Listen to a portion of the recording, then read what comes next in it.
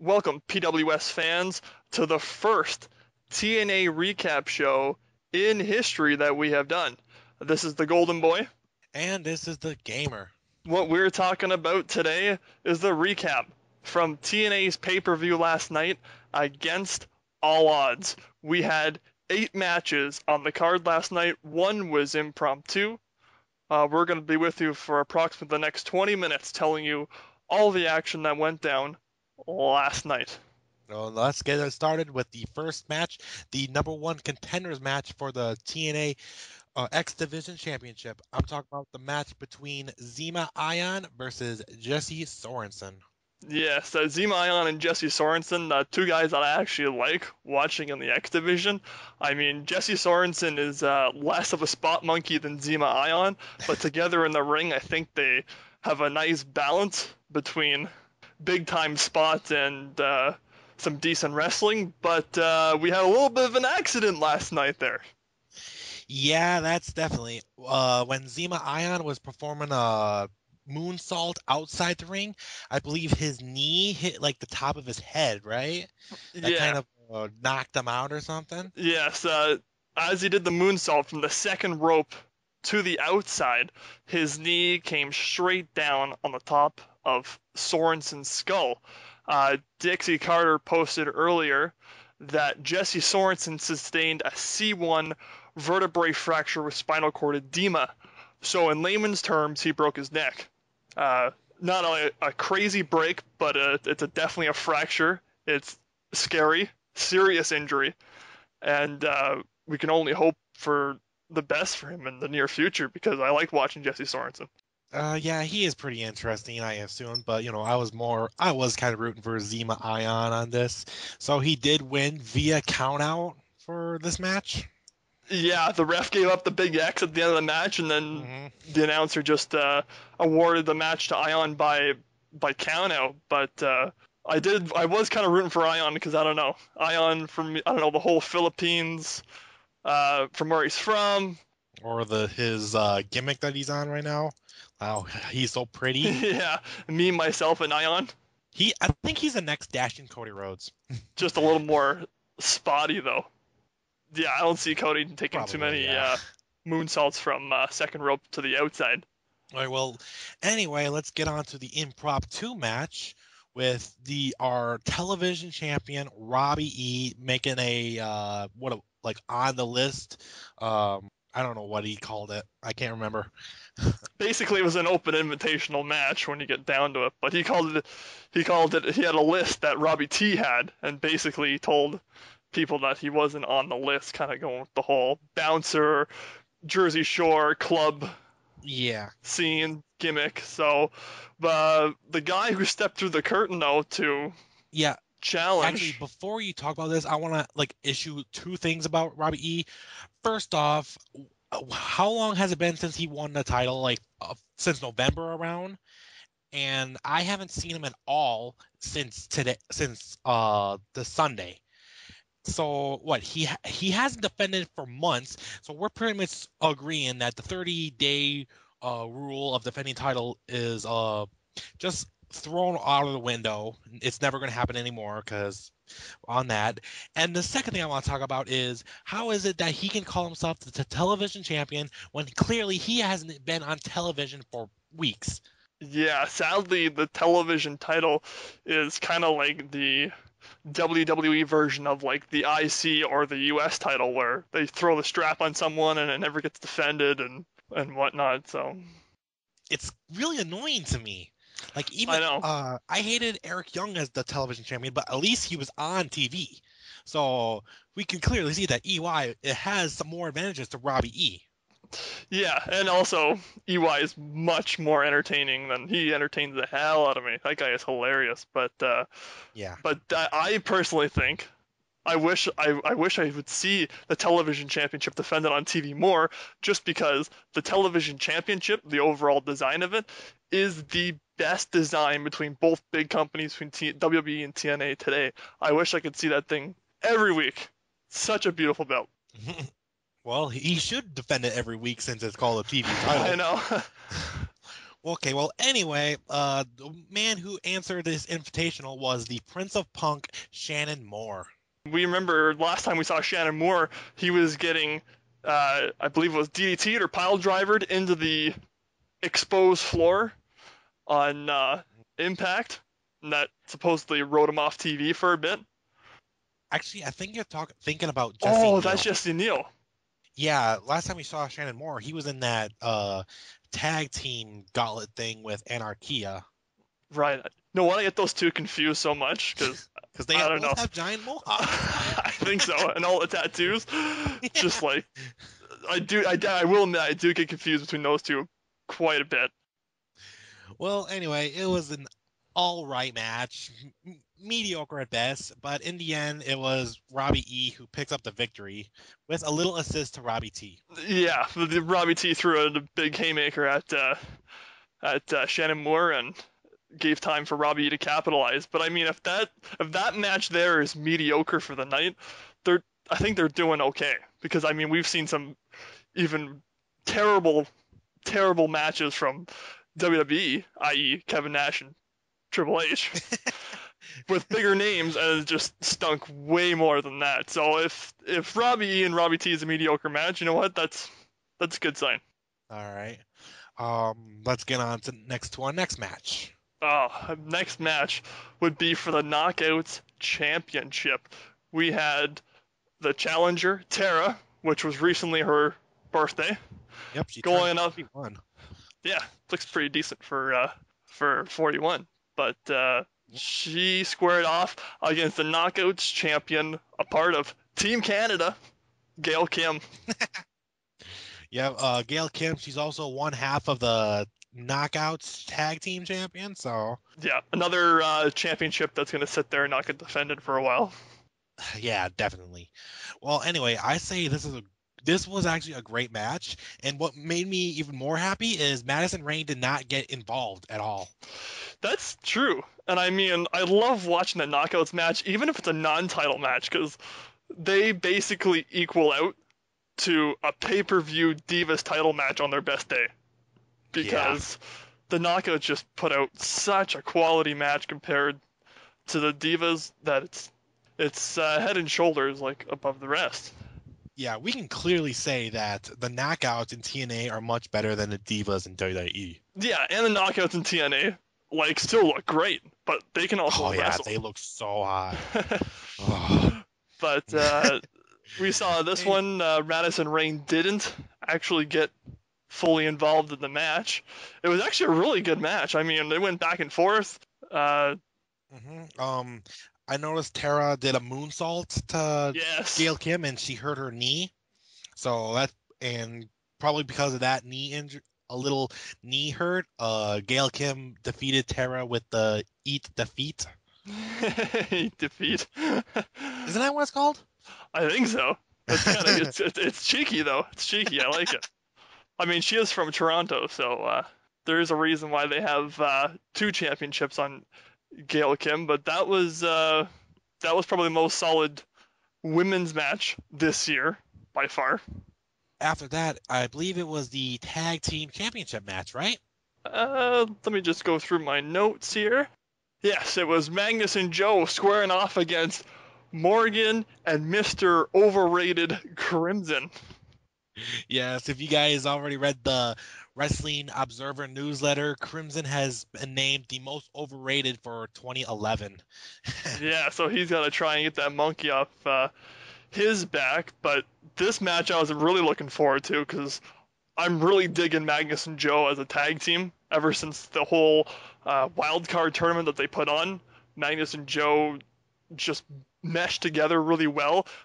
Looks like they have great ring chemistry. I love their finisher with the whole snapmare into the elbow drop. That's pretty cool. Simple, but effective. I like it. Very true. Well, yeah, this was an all right match. As far as their matches went, for the finishing, it was Joe and Magnus who defeated Matt Morgan and Crimson by doing that snapmare to elbow drop to Matt Morgan to win their tag team championships. Yes, and there's going to be some drama now between Morgan and Crimson, because Crimson speared Morgan as he was going for Joe, but Joe got out of the way at the last second, and Crimson speared Matt Morgan, which led to the defeat. Yep, and then after that, Crimson didn't go in the ring to help Morgan out. He pretty much just left him right there. And I want to point one thing out, that since Crimson never got pinned or he never submitted, he's still going to be named undefeated.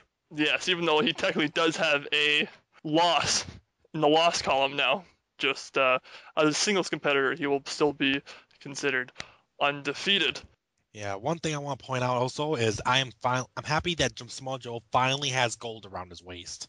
I agree. It's potentially could be looking up for Joe. I mean, he is a pretty established wrestler, as we all know from his ROH days and all of his X Division Championship wins in TNA. Plus, not forget about the World Heavyweight title. Yeah, that too. All right, well, anywho, let's get on to what I believe was the star match of the night.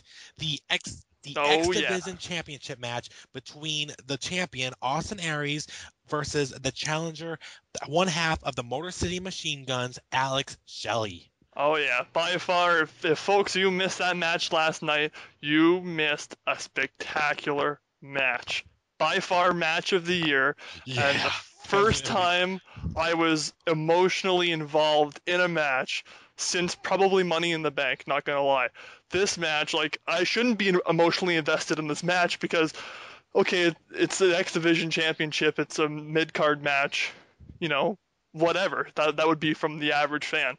But I know Austin Aries can put on a show. I know Alex Shelley can put on a show. So there was potential for something special there last night. And you know what? It happened. They put on a match that I haven't seen in a while. And it was refreshing. It was awesome. It was the only time I could actually yell at the TV or computer screen, you know, however you watched it last night. But it was not too spotty.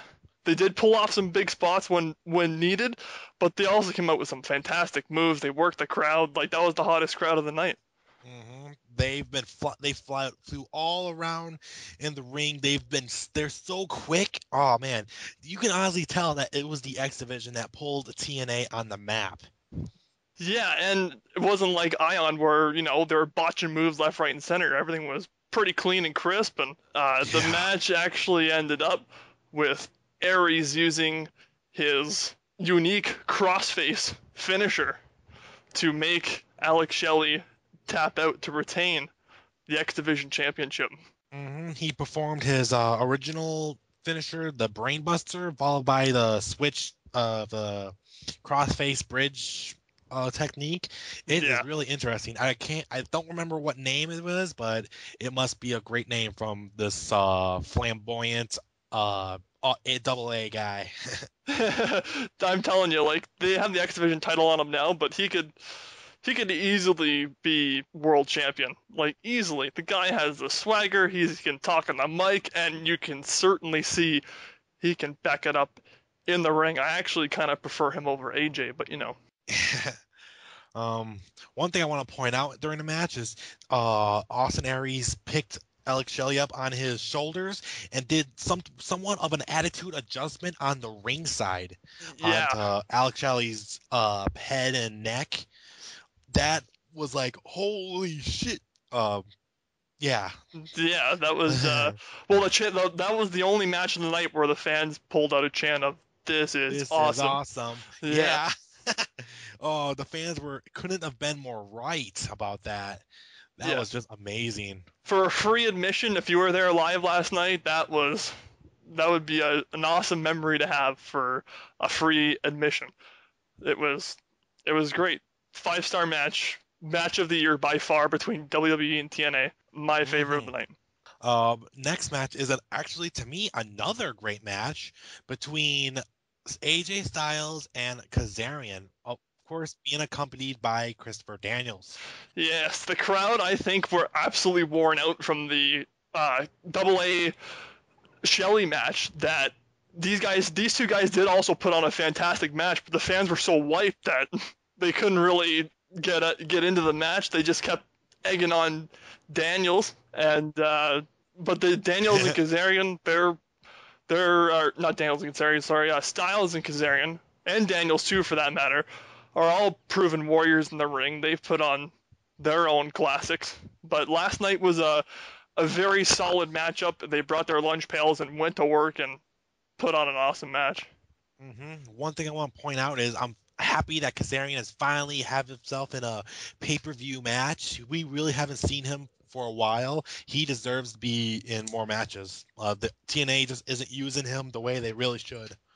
Yeah, I mean, like, all we see from Kazarian is him walking out, throwing up the fortune sign, and then doing whatever, just hanging in the shadows.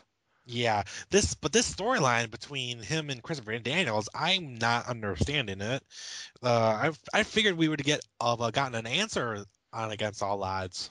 Yeah, I mean, I think the fans don't really know how to react either, which is why they were kind of crickets last night during that match. Because I mean, Kazarian and Styles are sort of two faces, and they don't really know who to cheer for. I mean, Daniels at ringside kind of throws a big sign saying, "Hey, you guys, cheer for Styles and boo Kazarian," but that didn't work. Yeah. Oh, well, anyway, the match ended with Kazarian getting the pinfall after AJ Styles does his springboard moonsault to Daniels outside. But then Yeah, that was nice. Then when he came back in, Kazarian did his finisher move. I don't know what it's called though, but it really actually does look awesome. It's kind of like it reminds me of the Tombstone Pile Driver, but instead of Styles being in the front of Kazarian, he's on the back. Yeah, the Kazarian's finisher is like the Metallica song "Fade to Black." Interesting. That is his finisher, but it's almost like a reverse tombstone. That's actually pretty interesting. I liked it. It was a great match. Yeah, that was definitely back-to-back solid matches. It's too bad they couldn't have like a gimpy match like in between that, so the fans could get like ready to go and more into it. Then they should have just booked the next match instead of the match after. What match I am talking about is the match between Gunner with Eric Bischoff versus Eric's son, Garrick Bischoff, and his trainer, Hulk Hogan. Yes, this was the filler, I guess, of the night. If you had to rate all the matches top to bottom from worst to best, I would say this would be the worst one, even though it could have been worse, I guess. Obviously, it could have been a lot better, but it is what it is. It was just there for Hogan to get a cheap pop and whatnot. Yeah, well, I went back to the television title match. I called that mediocre, but if I called this mediocre, I would have been complimenting it because it just wasn't that good. And we were figuring it was going to be good with Hogan there, but it just wasn't really that interesting. Honestly, the only thing interesting that I saw fun was Hulk Hogan punching Eric Bischoff. That was it. Yeah, that was pretty good with him hitting Bischoff on the outside. That probably got the loudest pop of the match. Yeah, well, anyway, it was pretty much ending with Gunner giving Garrett a DDT. After Hulk Hogan was going to try to throw in the towel, but Garrett said no, don't. And then he just got DDT'd in. He lost. Yeah, Gunner went over last night. I do like Gunner. Gunner back in the day, back when he was Phil Shatter in the NWA as the NWA National Champion. Yeah, I know he's a great wrestler, and I hope better things for Gunner in his future, along with other members in the TNA locker room. And after that match, they went into the main event of the evening, which was the Fatal 4-Way for the TNA World Heavyweight Championship. We have, first off, we have our special enforcer, Sting, the general manager, and then the four combatants was Bully Ray, the Cowboy, James Storms, the charismatic Enigma, Jeff Hardy, and our World Heavyweight Champion, Bobby Roode. Who is also, once again, Team Canada. You and your Canada. Oh, yeah, TNA knows where to put the belts. They put them right around Canadian waist. At least for the world titles. But it was a tough match to work because, I mean, once again, the fans are pretty dead by this point, and I mean, on some of the good matches, they weren't even that vocal. So they went into this match, Fatal 4-Way. One vocal thing that I want to talk about is when Bully Ray was getting in charge, I couldn't help but notice the fans going, Devon's better. Yeah. Devon's better. Oh man, I laughed so hard when I heard that. Yeah, but you have to admit though, Bully Ray pulled himself around big time. Like his promo skills are like really good. They turned him into a decent heel in TNA. I'm still just gonna see him as Bubba Ray Dudley. Doesn't matter what I he know. does. I only see him as the one half of the Dudley Boys.